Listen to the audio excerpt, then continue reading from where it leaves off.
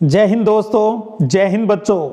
जैसा कि आपको पता है आज 16 जनवरी है और आज आपका भूगोल विषय का प्री बोर्ड होने जा रहा है 2023 के बोर्ड परीक्षा के पैटर्न के अनुसार। एक तो सबसे पहले आप सब बच्चों से सॉरी बोलूँगा क्योंकि मैं इस पेपर को टाइप नहीं करवा पाया। हमारे कंप्यूटर वाले सर है वो थोड़ा बीमार हैं, तो मैंने अपने हाथ से ही इस पेपर को लिखा है। तो इस पेपर को मैं आपके सामने पढ़ दूंगा ताकि किसी बच्चे को कोई समस्या है वो नहीं आए। एक चीज़ आपको विश्वास दिलाऊंगा, आपको इस प्रकार के 4 पेपर कम से कम इस चैनल के ऊपर आपको मिलेंगे हर 15 दिन के बाद। और आपको विश्वास दिलाता हूं भी बोर्ड परीक्षा में बहुत से प्रश्न हैं वो आपको इसी प्री बोर्ड की सीरीज से मिल जाएंगे। तो आपको अपनी कॉपी पेन तैयार करना है और अच्छे से इस पेपर के प्रश्नों का वहां पर हल लिखना है। तो चलिएगा स्टार्ट करते हैं आपके भूगोल का प्री बोर्ड का पेपर। टोटल 22 प्रश्न हैं और पहला प्रश्न है वो बहुविकल्पी प्रश्न है जिसमें 9 प्रश्न है। पहला प्रश्न है, देखिएगा, मानव भूगोल मानव समाजों और धरातल के बीच संबंधों का संश्लेषित अध्ययन है। उक्त परिभाषा किसकी है? ए रेडजेल, बे एलन सैंपल, से डी लाप्लास और द है ग्रिफिथ टेलर। दूसरा है, किस देश का लिंग अनुपात विश्व में निम्नतम है? लेटविया, बे जापान, से संयुक्त अरब अमीरात, द फ्रांस। तीसरा प्रश्न है, मानव विकास के क्षमता उपागम का संबंध किस से है? ए डॉक्टर महबूबुल हक, बे प्रोफेसर अमर्त्य सेन, से आईएलओ, द एलन सैंपल। चौथा प्रश्न है कि उच्चतम स्तर के निर्णय लेने तथा नीतियों का निर्माण करने वाले हैं? द्वितीय क्रियाकलाप, तृतीय क्रियाकलाप, चतुर्थ क्रियाकलाप और द है पंचम क्रियाकलाप। आपको सिर्फ प्रश्न की संख्या लगाकर उसका उत्तर लिखना है।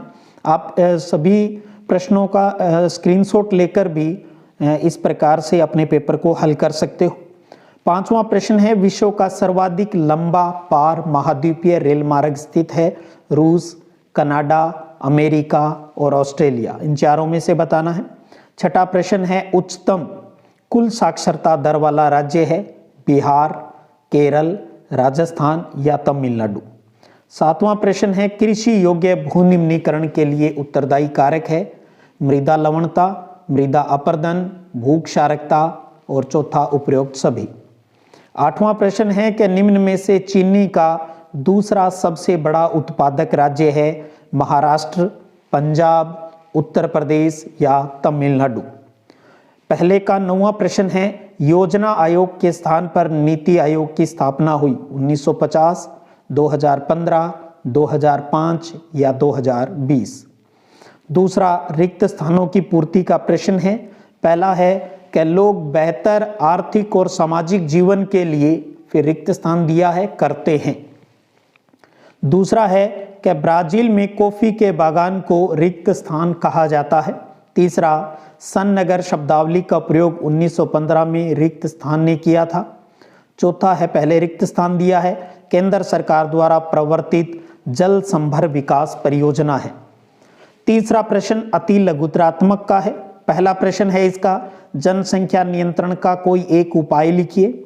दूसरा है, भारत में लेगून झील कहाँ पाई जाती है और उसका कोई एक उपयोग भी लिखिए। तीसरा है, मानव भूगोल की कल्याणपरक विचारधारा क्या है? चौथा, ट्रक कृषि क्या है? तो इनके एक एक नंबर के हिसाब से आपको प्रश्नों के उत्तर देने हैं। अब आपका खंड ब स्टार्ट हो जाएगा जिसमें लघुतरात्मक प्रश्न है और प्रत्येक प्रश्न 1.5 अंक का यानी 1 सही 1/2 अंक का होगा। चौथा प्रश्न है सिंपल सा, संदूषित जल के उपयोग से होने वाली 2 बीमारियों के नाम लिखने हैं।